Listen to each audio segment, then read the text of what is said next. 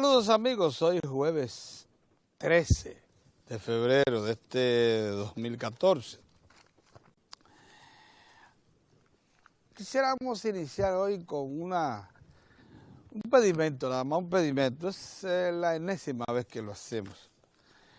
A un gobierno como el del presidente Danilo Medina, que se propone hacer cosas que nunca se han hecho y que en efecto penetra hondo en situaciones que parecían estar ya establecidas para modificarlas y mejorarlas. ¿Por qué el gobierno se impone la tarea de estudiar la posibilidad de la prohibición de importación y porte de armas de fuego? Pero que no tome en cuenta la opinión de las Fuerzas Armadas y de la Policía Nacional para este asunto, porque allí es donde residen precisamente los intereses ligados con la importación y tráfico de armas de fuego. Porque es que nosotros no producimos armas de fuego, no somos exportadores, no somos comercializadores de armas de fuego en el mercado internacional. Aquí no hay cacería, aquí hasta los puercos y marrones desaparecieron. Porque en las naciones donde se permite la fabricación, trasiego de armas de fuego, es precisamente porque necesitan de un mercado. A nosotros, las armas de fuego nos están creando una situación cercana a la pérdida del control de la sociedad dominicana. Así como están muchas sociedades como la venezolana, prácticamente pérdida de control de lo que se llama el ambiente de seguridad, así como está San Juan, Puerto Rico, como está Bogotá, como está Caracas, como están casi todas las ciudades de Centroamérica, como está México. En México hay regiones enteras donde usted no puede transitar con seguridad.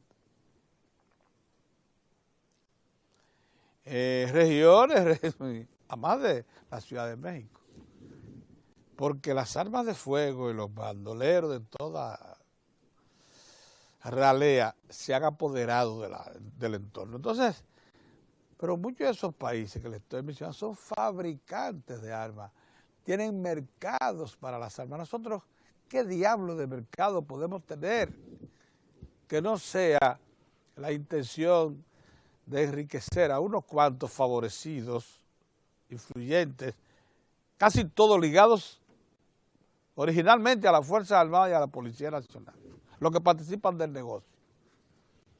Porque yo insisto que hasta hace 2 décadas aquí no se permitía la importación y venta de armas de fuego,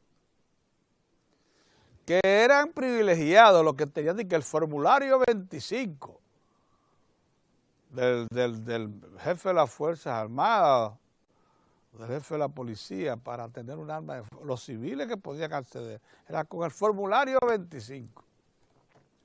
Una cosa que se inventaron en los tiempos de los 12 años de Balaguer, cuando los militares pasaron aquí a cogobernar junto con el presidente Balaguer. Entonces ustedes, si se acercaba a los jefes militares de entonces, conseguía un formulario 25. A Ney, a Pérez y Pérez, a Chinino, a Milo Jiménez, eso daban formulario 25, que no eran más que armas de fuego que ellos ponían en manos de sus adelantes, de sus seguidores. Pero ¿qué sentido tiene que en este momento el país se haya convertido en importador de armas de fuego? ¿Pero para qué? ¿Para qué?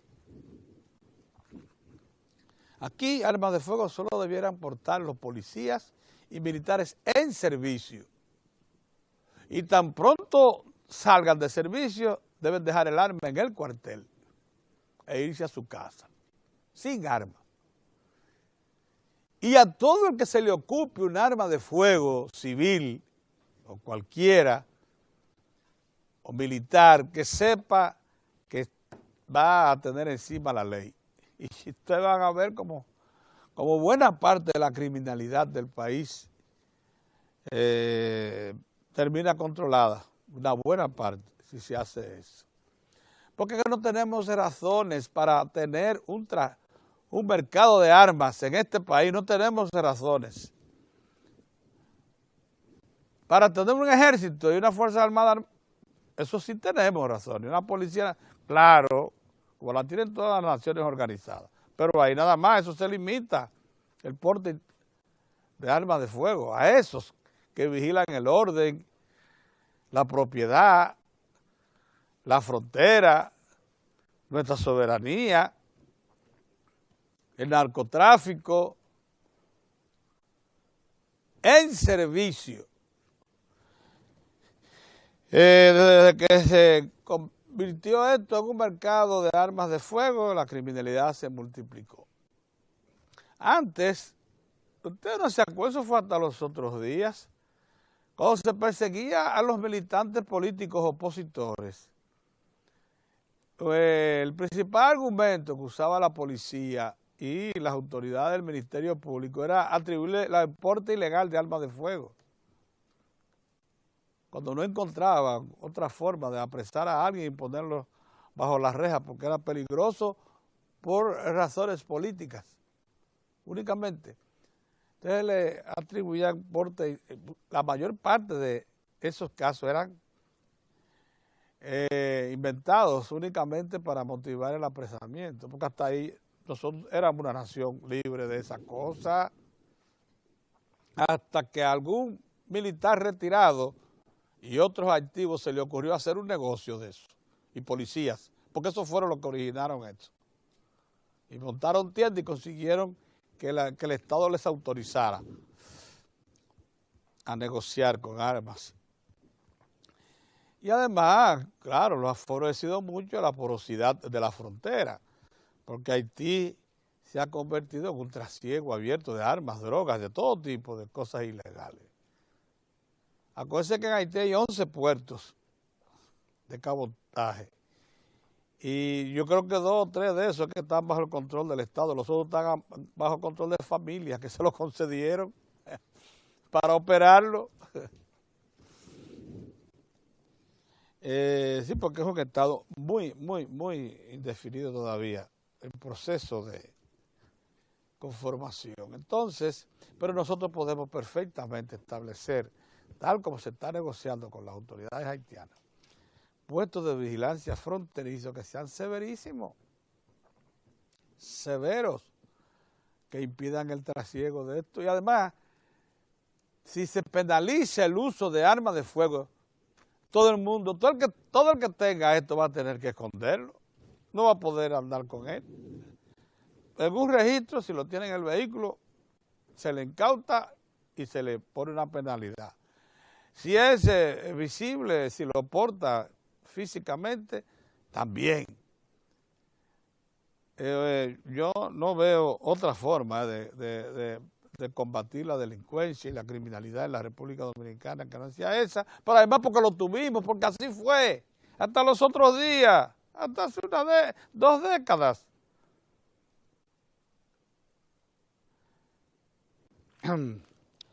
Pero si se va a estudiar esto en serio, ojalá que el Poder Ejecutivo no oiga a las Fuerzas Armadas, porque ahí es que están los centros de interés que manejan esto.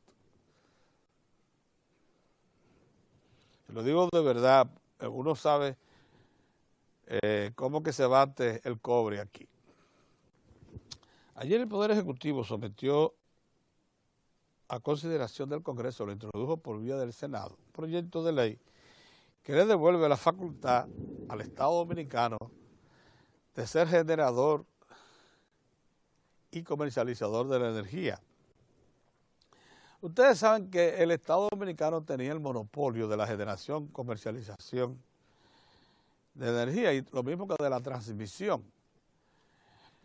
Cuando por presión de los organismos internacionales, fundamentalmente de todos los que están bajo el control de Washington y bajo los efectos del famoso consenso de Washington, el Estado Dominicano finalmente fue uno de los últimos de América Latina en entrar en el programa de privatización que impusieron Washington y Londres y que se impuso como una corriente universal.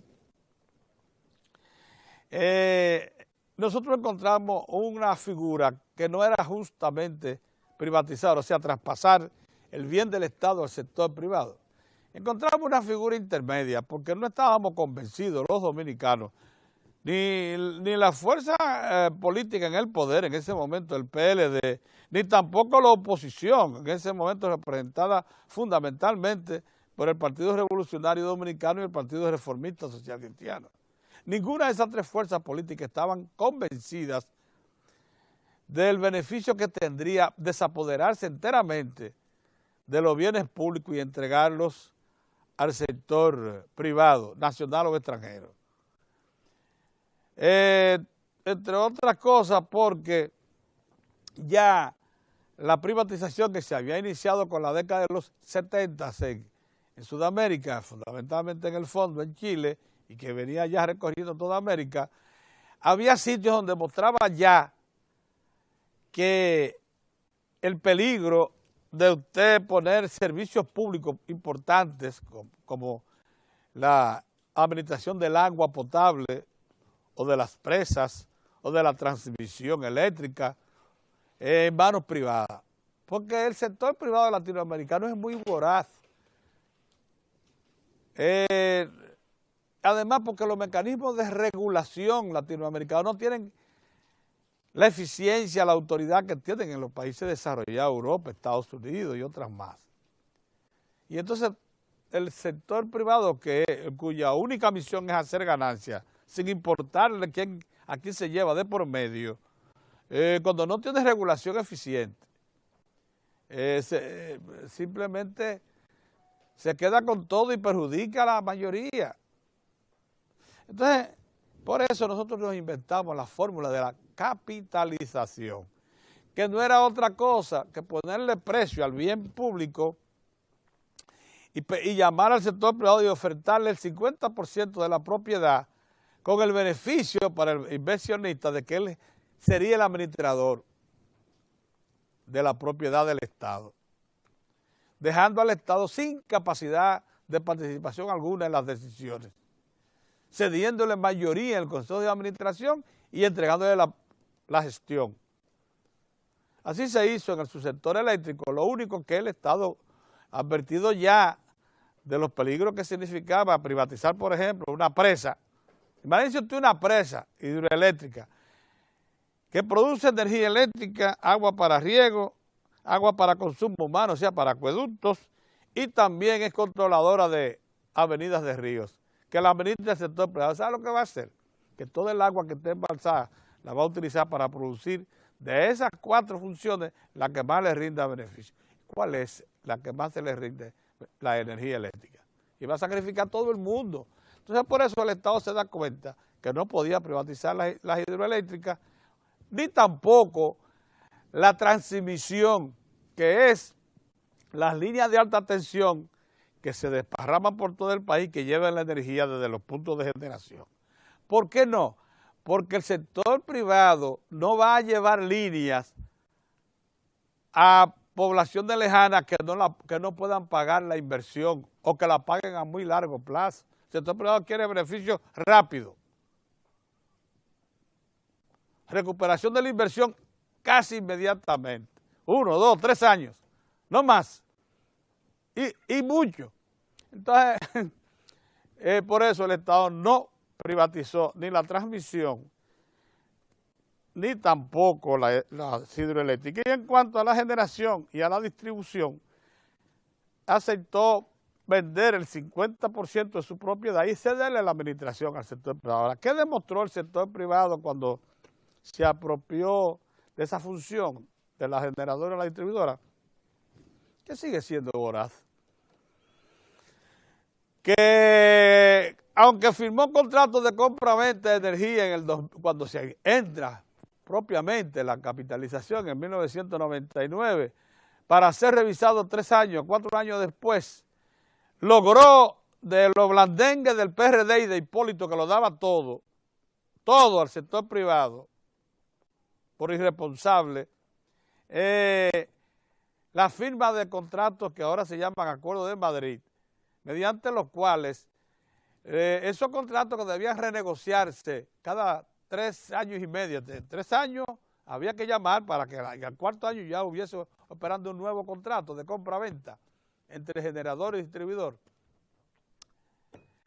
se le cediera por 15 años más. Y sobre la base de una fórmula de cálculo que partía de un combustible indicado, el Bunker C, que le garantizaba beneficios, como cualquiera que fuese la situación en que operase el sistema. Por eso, desde 1999 hasta hoy, las generadoras eléctricas han estado obteniendo beneficios extraordinarios. El Estado produjo una ley en la que él mismo se decidía no intervenir como inversionista de nueva generación o distribución. Y ocurre ahora que luego de comprobado que el sector privado no cumplió con las promesas de instalar suficiente generación y que además de eso tampoco lo hizo instalando infraestructura de generación de bajo costo, procesarse carbón mineral o gas natural, ha terminado por tener que volver sobre sus pasos.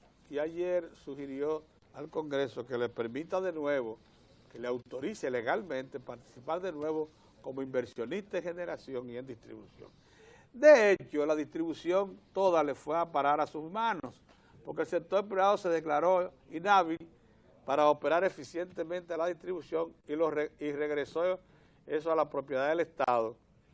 Y el Estado tuvo que rápidamente quitársela de las manos, porque lo último que hizo AES Power, una empresa norteamericana, una de las 5 grandes de los Estados Unidos, que es propietaria de Geitabo, y que tiene aquí una de las infraestructuras más poderosas e importantes, que introdujo el gas natural al país, un logro extraordinario. Lo último que hizo fue que, siendo accionista mayoritaria de este, cuando se iba, se la transó a una empresa norteamericana, TCW se llama, por $3, únicamente para que estos tuvieran la opción de negociar, sacar beneficio y, lógicamente, partirlo con ellos. No le quepa ninguna duda que para algo fue su operación. O sea, hemos sido objeto incluso de tratativas, de engaños, de operaciones que rayan en lo delictivo por parte del sector privado asociado al Estado en su sector eléctrico. Por eso, ese proyecto de ley, a mí lo que me llama la atención, sin embargo, es que después de esa experiencia vivida se esté hablando de una participación provisional del Estado. Pero no está demostrado que el sector privado no es fiable, enteramente fiable. Que si se le debe tener como asociado es bajo supervisión estricta y con el Estado como un competidor eficiente que lo obligue a entrar a un mercado de oferta y demanda. Porque eso es lo que uno observa de esta necesidad. El Estado está invirtiendo en generación, como lo está haciendo con las 2 plantas de carbón, de 350 megavatios cada una, que se erigen allá en la costa sur, porque entiende que si no oferta, no va a mover al sector privado a hacer lo mismo, o sea, a incrementar su oferta y a mejorar la calidad de su oferta. Eso es todo. Lo que necesita el subsector eléctrico, luego que el Estado consiguió, porque una cosa hay que decirlo, con la capitalización, el Estado Dominicano atrajo más de $2.000 millones de inversión y atrajo cosas importantes, como por ejemplo, la instalación, como hizo AES Power, de una terminal de gas natural, ahí en Boca Chica, en Andrés, que también trajo un parque generador de 300 megavatios, que se alimenta enteramente de gas natural, que también instaló tuberías desde allá hasta las orillas de los Amas, tuberías que son capaces de utilizarse para la distribución de gas natural masivamente a los hogares industrias, empresas y hasta los vehículos. O sea, nos introdujo en un campo de la modernidad, como lo tienen todos los países desarrollados, que el gas que se usa para cocinar y hasta para la calefacción es gas natural. Nosotros estamos a la puerta de eso. Pero estas empresas que vinieron llegaron al paraíso, porque aquí no había ley de electricidad. Cuando se inició la capitalización no había ley de electricidad. Se produjo 2 años después y tampoco se le ha hecho caso, porque la infraestructura de regulación que se montó no fue suficientemente sólida, bien provista, como para hacer un supervisor eficiente del Estado. Ahora bien, esta ley parte de una realidad que ella misma enuncia, lo enuncia el presidente de la República, Danilo Medina, en la introducción, que ni la infraestructura de generación es suficiente y que tampoco es de calidad. O sea, está hecha sobre base de económica, como procesar carbón, mineral y gas natural, que nos garantice bajo costo. Por esa razón el Estado quiere intervenir y quiere que lo autoricen. Pero por favor que quiten lo de provisional, que no es un crimen que el Estado sea un oferente más, como lo es el Banco de Reserva. Porque ustedes creen que el sistema financiero dominicano opera con tanta estabilidad y predictibilidad. ¿Por qué es predecible el sector financiero? Porque el Estado es un oferente eficiente. Porque los bancos privados no pueden darnos nalgadas como lo hacían antes y poner ellos las reglas. Entonces, ¿cuál es el problema de que el Estado sea también oferente en la generación y en la distribución? Yo la dejo de ese tamaño, no quiero tampoco seguir engordando un chin más, porque hoy he tratado temas que son un poco severos, como ese de la prohibición y trasiego de armas de fuego, prohibición de importación y trasiego. A partir de ahí. Buenos días, don Saludos. Buenos días, don Moza. Saludos, amigos. Saludos. Bueno, señores, ayer yo no leí bien la información, no la había leído totalmente. La información sobre la propuesta o la reseña de la propuesta que hizo el Consejo Nacional de la Empresa Privada para la modificación del Código Laboral. Entonces, en la mañana, de hecho, el comentario editorial del periódico El Nacional fue escrito de ese tema. Uno dice, bueno, nosotros tenemos una situación muy difícil de comprensión de la democracia como democracia, de la democracia política, de la democracia social, de la democracia económica. Y mientras el gobierno trabaja en la dirección de producir un auténtico espacio democrático de justicia social, redistribución del ingreso, el sector más alto de la economía, de que debemos retrotraernos a tiempo del inicio de la revolución industrial, cuando la gente se moría de cansancio y de explotación al lado de las maquinarias. Dios mío. De otra manera no se entiende esa propuesta que me dice un distinguido empresario, no, eso es para negociar. Y no, es que ustedes acaban de enviar un mensaje a la colectividad nacional tétrico de que nosotros todavía no hemos superado el 1961 y 62 en términos de conciencia empresarial. Que en tertulia, en peñas, nosotros hemos hablado de que ya, gracias a Dios, la necesidad que se produjo en la década de los 70, de los años 70, de producir lo que el profesor Juan Bosch denominó el Frente Antioligárquico, y posteriormente como herramienta política se escribió su famosa tesis Dictadura con respaldo popular. Uno pensó que ya eso pasó porque teníamos una burguesía que iba camino a tener una conciencia de clase, es decir, una clase gobernante y una clase dominante. Cuando se tiene vocación de gobernar, de participar en los destinos, en la dirección de los destinos de la nación, es cuando una clase adquiere toda la plenitud de su conciencia, tanto de su participación en la interacción de clases, como también en los aportes que como clase le puede hacer a la sociedad y particularmente a su sistema político. Y cuando uno leyó ayer, yo quisiera recrearlo a ustedes que lean el periódico Hoy, fue donde lo leí, que le dicen, nosotros proponemos que si el trabajador se muere no se le dé nada, ninguna compensación a sus familiares, porque para eso está la seguridad social. Nosotros proponemos que el periodo de asueto diario para alimentarse y recuperar energía de los trabajadores, que sería de entre 1 hora y 1 hora y media, no se compute para salario. Es decir, que cuando usted se va a comer, usted está perdiendo 1 hora y media. Si no retorna rápido, sepa usted que está comiendo con su dinero y no tiene, no se lo pagan. Usted tiene que estar en el sitio y no le pagan eso, no está computado para salario. Segundo, le dicen, para entonces que usted pueda computar eso para salario, nosotros queremos que se aumente el periodo de trabajo hasta las 10 de la noche.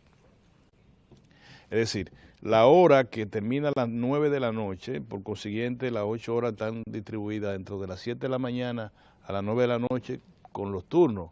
No, nosotros queremos que termine a las 10 de la noche. Así te amplío la hora que tú te vas a comer, te la quito a ti, se la quito al otro, se la quito y ya, hasta las 10 de la noche. Y los trabajadores saldrán a las 10 de la noche, llegarán a su casa a las 12 de la noche, se acostarán huyendo para retornar a las 5 de la mañana a trabajar. Entonces, le dicen, en el término de la cesantía laboral, una de las conquistas del Código Trujillo de Trabajo, en medio de la tiranía, se produce esa conquista, que es que se le acumulan de las ganancias, de la plusvalía que produce la empresa al año, el valor de 19 días de trabajo por año, para cuando tú te voten, porque el único que tiene derecho a votar es el empleador, que tiene esa penalidad de darte lo que en otra parte le dicen seguro del desempleo, de liquidarte, de darte un dinero para que tú te aguantes hasta que consigas otro trabajo. Y ese dinero es mayor en la medida en que tú has producido más plusvalía en la empresa. Por ejemplo, si tú tienes 20 años en una empresa, es igual a 23 días laborables por año, 23 veces por 20. ¿Es correcto? No, entonces ellos te dicen, no señor. Lo primero es que en vez de 3 meses, el periodo de prueba para usted estar en una empresa va a ser 6 meses. Quiere decir, yo te puedo usar medio año y te voto, sin darte un chele. Tú sabes que son 3 meses. No me conviene, te mando para tu casa sin retribución. No, 6 meses. Luego te dice, de 6 meses a 3 años es que vamos a computarlo, entre 13 días a 19 días. Pero ya, tú puedes tener 30 años, ahí terminó. El equivalente de 3 meses de salario computable o cotizable conforme lo tiene la Seguridad Social, que son 8,000, qué sé yo, cuántos pesos.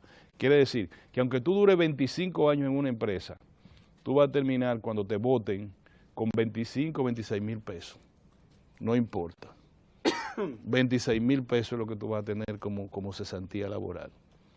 Entonces, sencillamente le plantean al trabajador enseñarlo a no comer. Lo otro es que le dicen, no 44 horas, vamos a trabajar 48 horas. Para incluir los sábados. Para incluir, no solamente para incluir sábados, no, eso es para manejarse con el término del periodo de comer. Que si pudieran buscarse una forma de que el trabajador no comiera y siguiera trabajando, bueno, mucho mejor. Pero bueno, hay que buscarlo. Entonces te buscan de 44 a 48 horas a los fines de computarle las horas que come. Entonces, pero además plantean violar convenios que ha firmado el Estado Dominicano con la Organización Internacional del Trabajo, como es el de las horas extras, el del trabajo de los fines de semana, que tienen estipulaciones especiales, que hay que pedir permiso a la Secretaría de Trabajo, y que es la Secretaría de Trabajo la que te protege a ti cuando tú trabajas sábado y domingo, qué te deben pagar, cómo te deben pagar. Dicen que no se le pida permiso a la Secretaría de Trabajo para eso. De manera que tú estás trabajando un viernes y te dicen, Pedro, tiene que venir sábado y domingo. Entonces tú, bueno, está bien, sale el precio que ellos te quieran pagar También se pretende violar el trabajo, la normativa del trabajo nocturno, que tiene también condiciones especiales de pago y de trabajo y de relación con la maquinaria, iluminación, qué sé yo cuánto, lo que le llaman la seguridad e higiene del trabajo.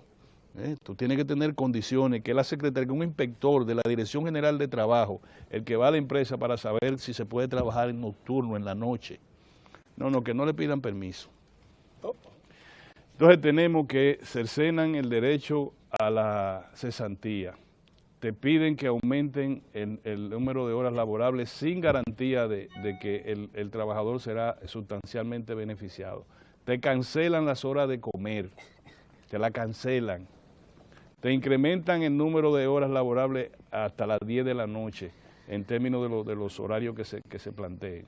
Yo quiero saber cómo uno puede salir de una plataforma de trabajo a las 10 de la noche para su casa. Ni siquiera le permiten que uno tenga relaciones con su mujer y con su familia.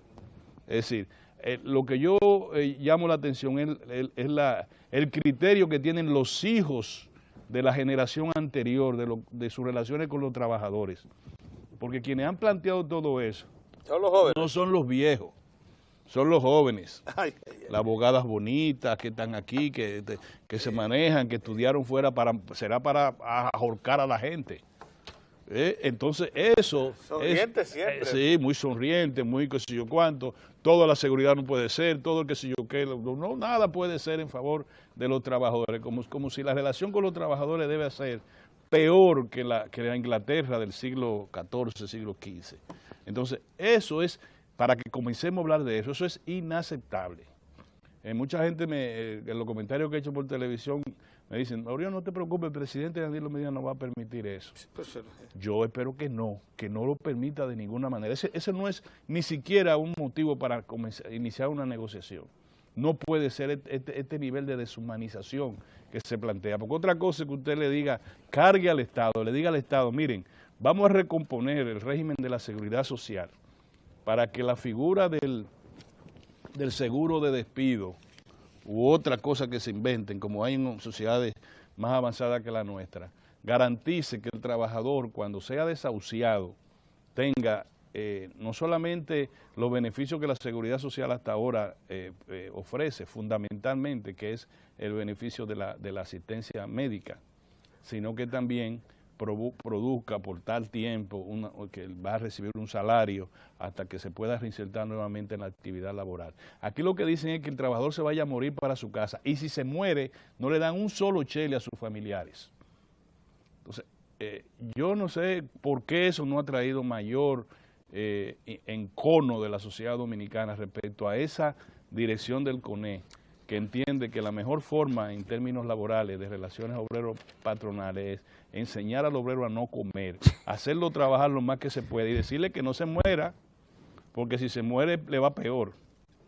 Le va peor porque piden que la legislación laboral le señale que su familia no encuentre ni cómo enterrarlo. Ay, Dios. Entonces, eso, y como se lo estoy diciendo, lean lo que así es que está en un resumen de una propuesta mayor, que sabe Dios los niveles de crueldad que tiene esa propuesta, hecho por jóvenes de la civilización del siglo XXI, que eso es lo grande, jóvenes del siglo XXI, no los viejos que fundaron el Consejo Nacional de Hombres de Empresa, que no se atrevieron nunca a proponer una legislación de esa naturaleza y que participaron en el Código de Trabajo actual, que es un código más avanzado, más civilista que la plataforma de explotación del hombre por el hombre que quieren plantear. El otro tema, que nosotros como que lo dejamos pasar aquí, es que 400 personalidades de la sociedad civil,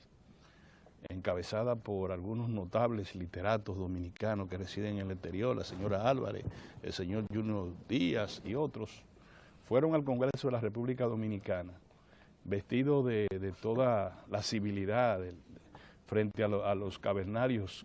Mandado por el Departamento de Estado de los Estados Unidos. Encabezado por el cura ¿cómo se llama?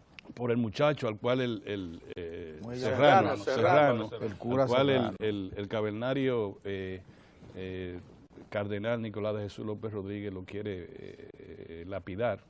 Y fueron muy elegantemente al Congreso de la República a pedir una petición sencilla, civilista y acorde a los tiempos modernos, que se le dé la nacionalidad a todo el que haya nacido en la República Dominicana desde tal fecha de 1929 hasta nuestros días, hasta el 2010. Hasta el 10, sí. Hasta el 10, sencillamente.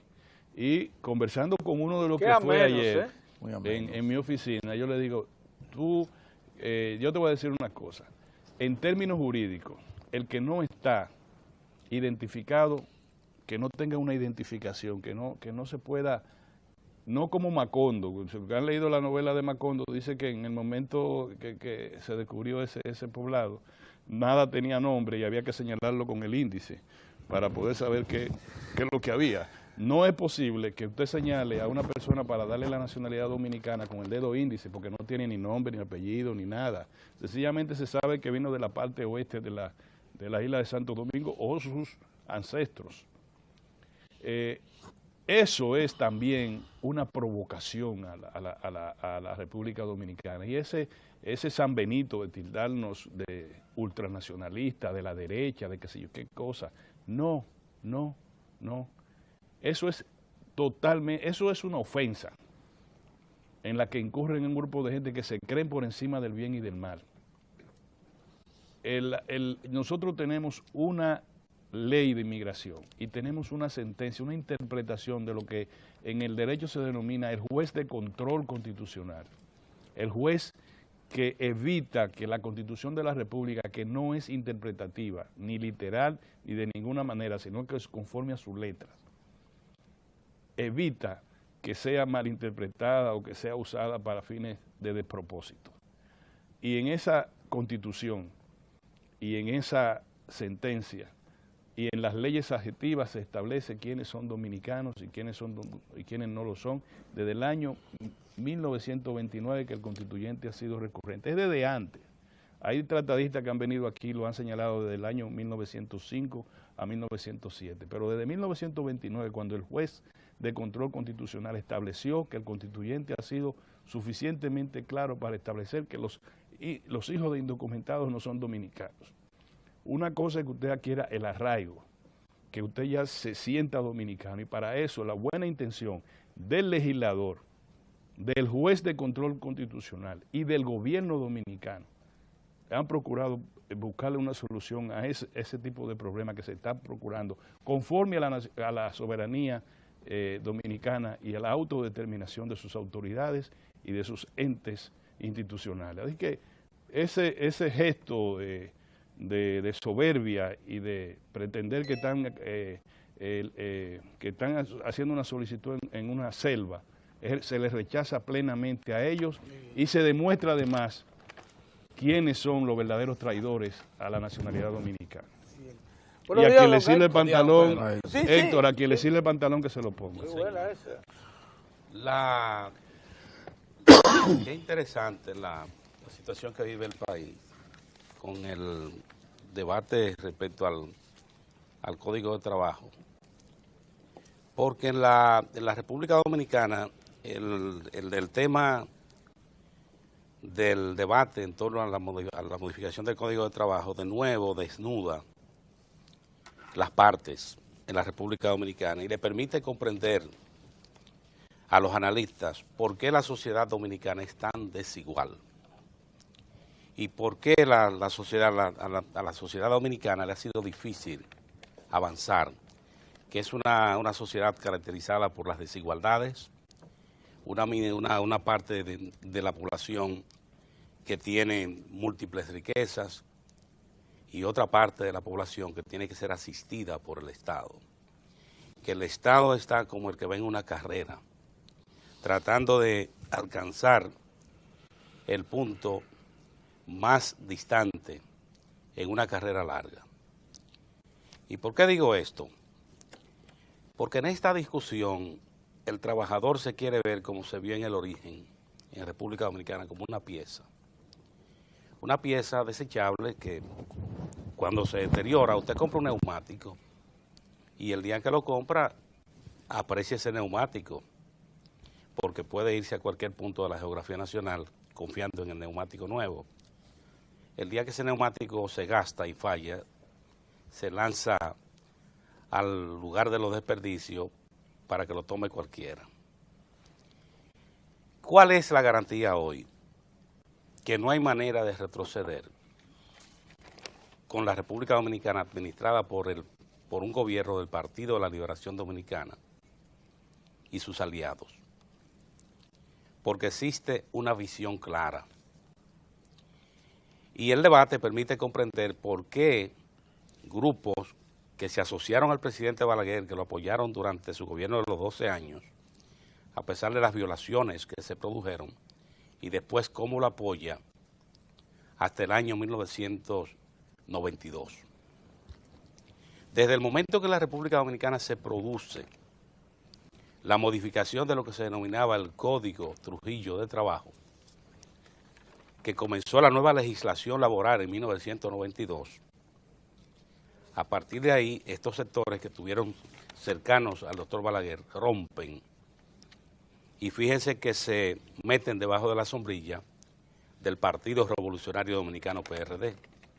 Cualquiera pensaría que era en busca que daban un salto hacia avance, no, tratando de asegurar que ellos pudieran decidir, que a la hora de tomar decisiones pudieran decidir. Recuerden que hubo un momento que se iba a producir una reforma tributaria. Y usted sabe que tuvo que hacer el presidente Guzmán, aceptar que el señor Luis Álvarez Renta fuera designado en el gobierno como representante del sector privado, con las funciones de que en materia impositiva él iba a ser el representante privado. Una cosa sorprendente. Oiga esto, es La República Dominicana. Entonces, ¿qué pasó? En esa materia el hombre ¿Qué pasó? se la trae. El doctor Balaguer, viene el doctor Balaguer y dice, oigan lo que hace el doctor Balaguer desde el 1990.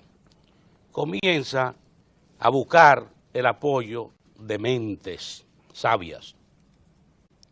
¿Cuáles son los expertos adecuados para producir una reforma laboral que saque a la República Dominicana del atraso del Código Trujillo de Trabajo? Y eso es lo que explica cómo el doctor Balaguer acude, don César Estrella Sadalá, que en paz descanse, don Lupo Hernández Rueda, Milton Ray Guevara, y el hombre que tiene en República Dominicana uno de los expertos iberoamericanos en materia laboral, que es el doctor Rafael Alburquerque. Y el doctor Balaguer pide la colaboración de estos expertos, porque el doctor Balaguer quería un código de trabajo que dejara atrás prácticas que colocaban a la República Dominicana en un país violador de los derechos de los trabajadores, desconocedor. Y se produce ese código, la reforma al Código de Trabajo. Pero ¿cómo lo hizo Orión, don Pedro y Mozart? Con un diálogo tripartito. Dijo, no, aquí va a participar todo el mundo, que participe, pero aquí todo va a ser visible. Y así se produce la reforma del Código de Trabajo. Pero usted sabe qué pasó, que el doctor Balaguer, esa gente rompieron a partir de ese momento con el doctor Balaguer. Y a partir de ese momento dijeron, este hombre hay que sacarlo de aquí. Y es lo que explica ese tránsito. Usted dice, pero ¿cómo? Si Balaguer, el gobierno de los 12 años, le garantizó un salario congelado, le aseguró un salario bajo, le garantizó, porque no hubo reforma. Después lo abandonan. Bueno, porque rompe ese código Trujillo de Trabajo. Usted sabe cómo una vez Mozart, Orión y don Pedro hicimos el ejercicio en el periódico Hoy. En ese momento trabajábamos en el equipo de investigación del periódico Hoy. Y yo hice un ejercicio, el precio que tenía un trabajador. Porque un dedo tenía un precio. Una mano tenía un precio. Oiga, un toro de raza en ese momento se multiplicaba por 10 con respecto a lo que se pagaba por un hombre. Si usted iba calculando lo que costaba una pierna, un brazo, un ojo, usted decía, y ese código, ese era el código que estaba en República Dominicana y que se queda atrás con la modificación de 1992. Que gracias a estas mentes lúcidas que que participaron en ese proceso, siempre lo menciono, porque el doctor Rafael Albuquerque, cuando habla del doctor Rafael Albuquerque, probablemente hay gente que esta parte la perdió. Sí, fue muy determinante sus aportes para que República Dominicana lograra esa reforma. Ahora, ¿cuál es la garantía? Que se pueden hacer todos los esfuerzos, pero ya no hay manera de retroceder. ¿Por qué no hay manera de retroceder? Porque ya los trabajadores, esta conquista la han estado recibiendo y no es verdad que van a aceptar que se la quiten. Y lo otro es que esto también permite comprender por qué la administración del presidente Leonel Fernández fue combatida cuando se dispuso a darle marcha hacia adelante a la seguridad social en República Dominicana. Se planteaba, recuerden en el régimen contributivo de salud, al presidente Hipólito Mejía se lo pospusieron 8 veces en discusiones. Y cuando llegaron a la 8ª posición es que él dice, bueno, eso también se lo dejo a Leonel en la campaña electoral de 2004. Y Leonel Fernández, cuando vuelve al poder en 2004, es que impulsa ese proceso. En el régimen subsidiado, unos hablan de 29.000, otros que eran 39.000, pero lo cierto es que cuando ustedes ven ese número y piensan hoy que en la República Dominicana nosotros tenemos con seguridad social ya más de un 52% de la población y que en el régimen subsidiado de salud hay más de 1.4 millones de personas, ya tienen una idea de los esfuerzos que se han hecho. Entonces, esa es la garantía, que se pueden hacer todas estas discusiones, se pueden hacer todos los ejercicios. Los psiquiatras y los psicólogos llegarían a un escenario que se le aumentaría la demanda, porque cuando usted tome un trabajador en el escenario que se plantea, que usted tenga que decir que de lunes a sábado él va a salir de su trabajo a las 6 de la tarde para volver el lunes a la misma faena, ese hombre o esa mujer no tiene tiempo ni siquiera para hacer una diligencia personal. Y ahí van a entrar los psiquiatras y los psicólogos a atender gente que entrará en dificultades por la presión a que se somete. De manera que yo lo que quiero decir es esto, se pueden hacer todos los ejercicios, pero ya en República Dominicana no hay manera de retroceder. Conquistas que lograron los trabajadores después de décadas luchando por una reforma al Código de Trabajo, al Código Trujillo de Trabajo, no hay manera de retroceder, no hay manera de usted volver la rueda. De ahí que esto yo lo veo como un ejercicio que recuerda 1963. Porque 1963, ¿y por qué lo digo? Porque aquí hay gente que quiere ser empresario y quiere ser político. Y son dos actividades, cuando usted mezcla su actividad empresarial con la de un político, ahí usted va a entrar en dificultades, como decía el profesor Juan Bosch. Política y negocio son incompatibles. Usted decide ser político o hombre de negocio. Porque en la República Dominicana, en 1963, ustedes recuerdan que ahí hay un libro que ojalá muchos dominicanos lo puedan leer, que es Empresarios en Conflicto, que lo escribió el historiador Frank Moya Pons. Ahí les revela el primer presidente del Consejo Nacional de la Empresa Privada, lo que es hoy el CONET, esa institución no se fundó para defender intereses de empresarios y de la empresa, no, que eso se fundó para tumbar a Juan Bosch. ¿Y por qué tumbar a Juan Bosch? Bueno, por la propuesta que tenía el presidente, la agenda que tenía el presidente de producir reformas que hicieran a la República Dominicana una sociedad menos desigual, que le permitieran a la República Dominicana ser una sociedad que recibiera servicios. Y ya dos temas para terminar. Uno es lo que hizo ayer la dirección del hospital, el doctor Ney Arias Lora, que le hizo un reconocimiento al doctor Antonio Cruz Jiminián. Que el doctor Cruz Jiminián, como prefiere decirlo la sociedad, por sus servicios a la sociedad, le nombró, él designó, la bautizó el área de hemodiálisis con el nombre del doctor Cruz Jiminián.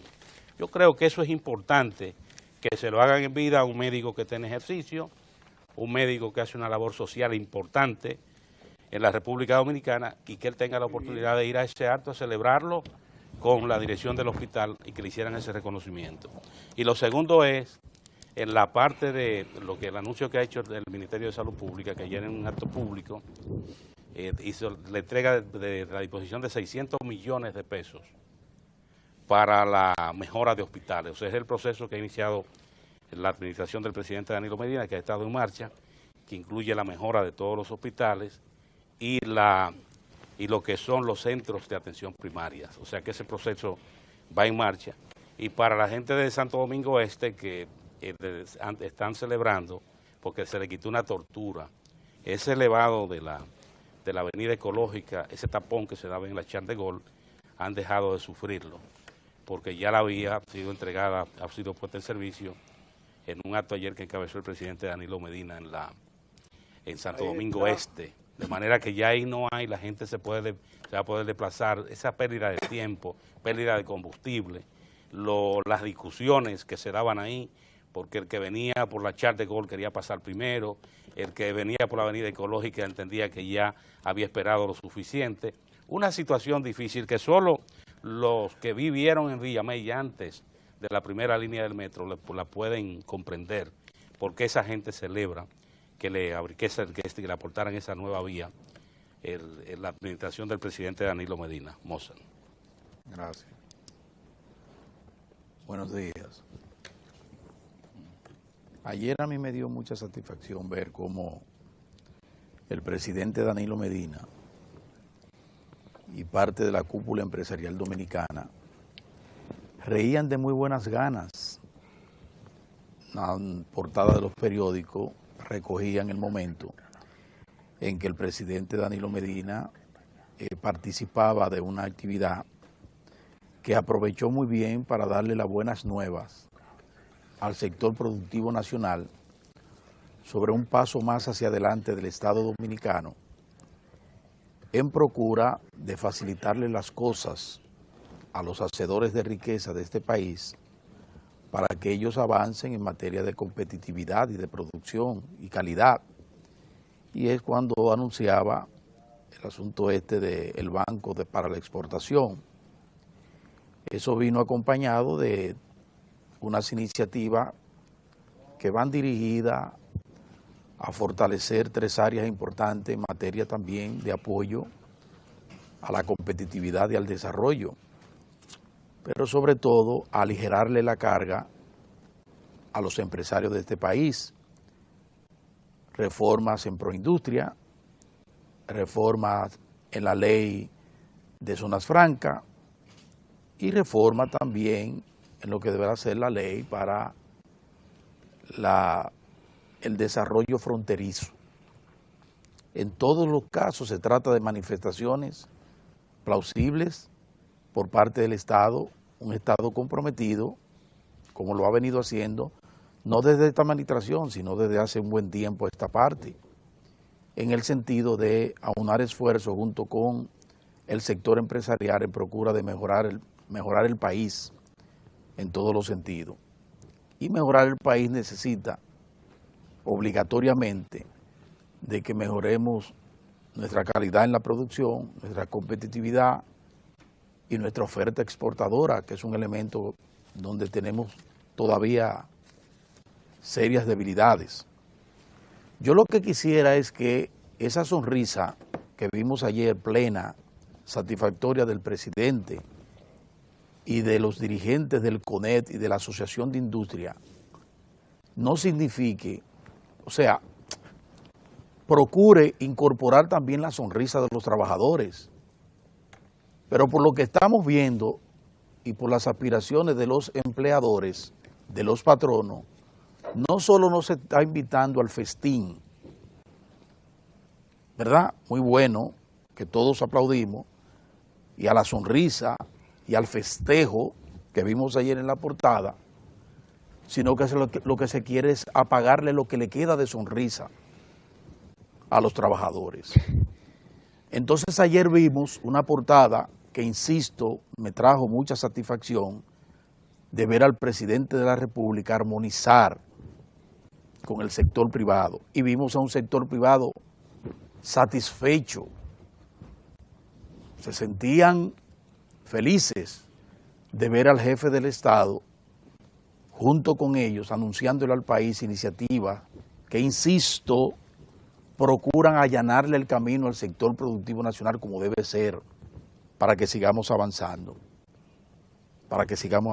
Hoy, sin embargo, las portadas traen otra cosa. Traen a Venezuela revuelta, con muertos en las calles de Caracas, con muchos heridos, con una oposición rabiosa que quiere sacar del medio el gobierno de Maduro, un gobierno que es la continuidad de la administración de Hugo Chávez, fenecido Hugo Chávez, y que siempre está detrás de toda esa oposición un sector empresarial venezolano voraz, inhumano, que junto con un Estado antes del de Chávez, voraz también, equidistante de la problemática de su pueblo, generaron un ambiente que dio al traste con la democracia en Venezuela. Y surgió un Chávez. Sobre el camino, sobre la marcha, una población que valoró en su justa dimensión a Hugo Chávez. Hugo Chávez fue creando toda una base de sustentación popular, pero siempre sustentado en la inconformidad, en el rechazo del pueblo venezolano a la voracidad de esas familias de tutumpotes que se alzaron con el santo y la limosna, con todas las riquezas de Venezuela, junto con algunos gobernantes irresponsables.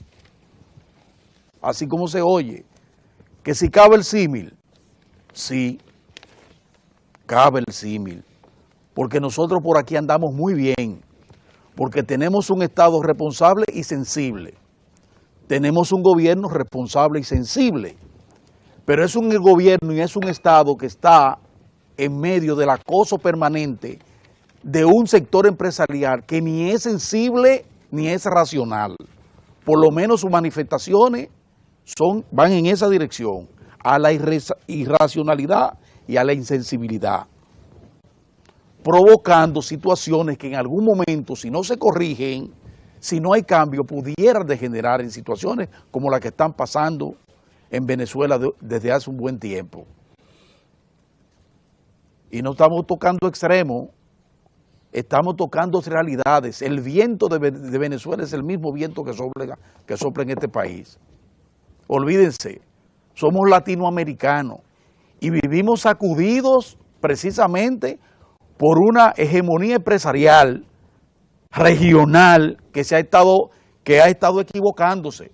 Y por eso tenemos fenómenos Brasil, tenemos fenómenos en Bolivia, tenemos el fenómeno Nicaragua, tenemos el fenómeno Venezuela. Todos esos fenómenos que se están dando es sobre la base de la respuesta de una población hastiada y asqueada por actitudes irracionales e insensibles como la que estamos viendo por aquí con este sector empresarial voraz, que se manifiesta en eso que andan buscando, con transformar un código laboral para terminar de aniquilar a los trabajadores. Esa es la realidad, Y mientras eso sucede, viven reclamando al Estado que le facilite las cosas para seguir creando riqueza, que todos estamos de acuerdo que hay que apoyar al sector empresarial y facilitarle las cosas, pero para que haya una distribución equitativa de la riqueza y para que de la misma manera que ellos salen sonrientes junto con el presidente de la República, los trabajadores también puedan incorporarse a esa gran sonrisa nacional.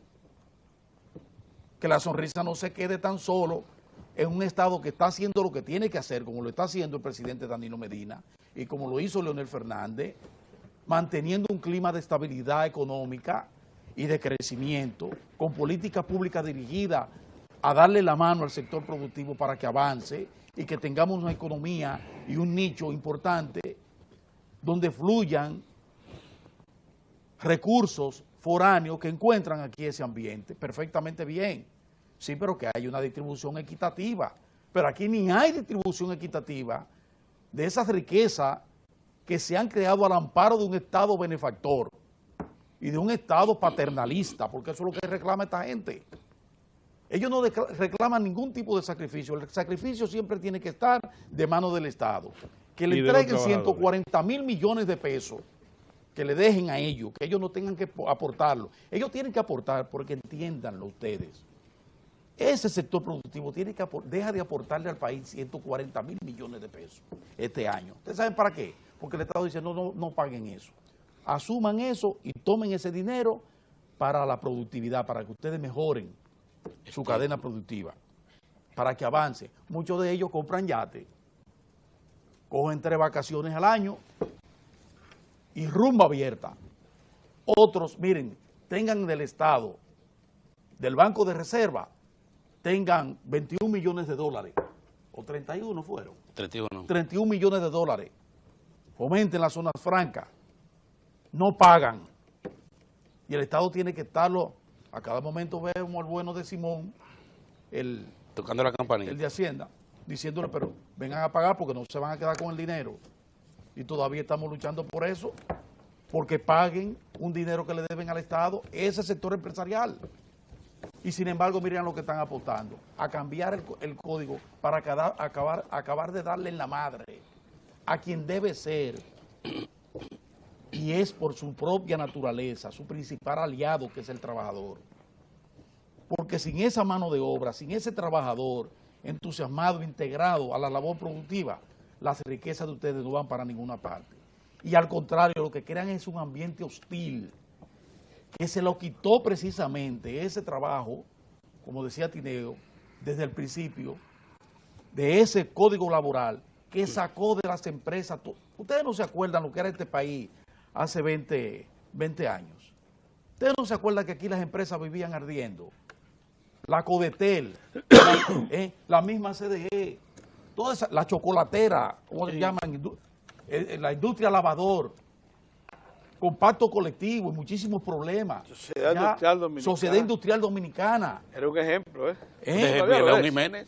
¿Me entiendes? Pero fue sobre la base. Hasta los hoteles. Hasta los hoteles. Sí. Pero esta armonía que hay, donde ellos no tienen esa preocupación. Paz social. Que no tienen esa preocupación. Un momentito, porque estoy en mi turno. Vino sobre la base, precisamente, de ese esfuerzo que vino del Estado para incorporar a gente como la que acaba de citar Tineo, para darnos un código avanzado como el que todavía tenemos, que hay que reformar en muchas partes. Actualizarlo. Sí. Pero no descomponerlo hasta el punto de mandar a la calle a los trabajadores a volver a la quema, al enfrentamiento, a la confrontación innecesaria. Así que yo le solicito al presidente de la República, cuidado, que se cuide de la voracidad empresarial, que le sonríen y es, como decía mi difunta madre en paz descanse, con el cuchillito de palo. Con el cuchillito de palo penetran, y esos jóvenes empresarios que están ahí, esos que fueron y se formaron por allá, ¿verdad? Sobre la base de eso que crearon los trabajadores de este país. A veces es como ir al baño y es como si no lo sintieran. Pero ayer, por ejemplo, nosotros celebramos lo del Banco yo no celebro, yo celebro todo eso. Yo celebro todo eso, Pedro. Yo tengo que celebrarlo. Pero lo que digo es que concomitantemente con eso, entonces tenemos un proyecto que lo que buscan esta gente es restarle lo que las conquistas ya logradas a los trabajadores y regresar, y eso no debe ser. Entonces le traigo el símil. Antes de ayer una gran portada que nos satisfizo a todos. Sí, claro. El presidente de la República, feliz, la señora, hermosa señora Ligia Bonetti, feliz, el joven de Manuel Díaz Cabral. Feliz, todos felices. Pero entonces en la acera de enfrente, los trabajadores cabizbajos, preocupados con lo que venía, por la encerrona. que involucra a esos empresarios que están aupando un regresar al pasado, y eso no debe ser. Bueno, nada, hoy es jueves de la agropecuaria, hoy tenemos precisamente un jueves dedicado enteramente a lo que es la naturaleza, el bosque, etcétera. Y por eso nuestra invitada de hoy es la doctora Graciela Godoy. Ella es experta en protección vegetal e investigadora del IDIAF, el Instituto Dominicano de Investigaciones Agropecuarias y Forestales. Con ella vamos a hablar en un momento.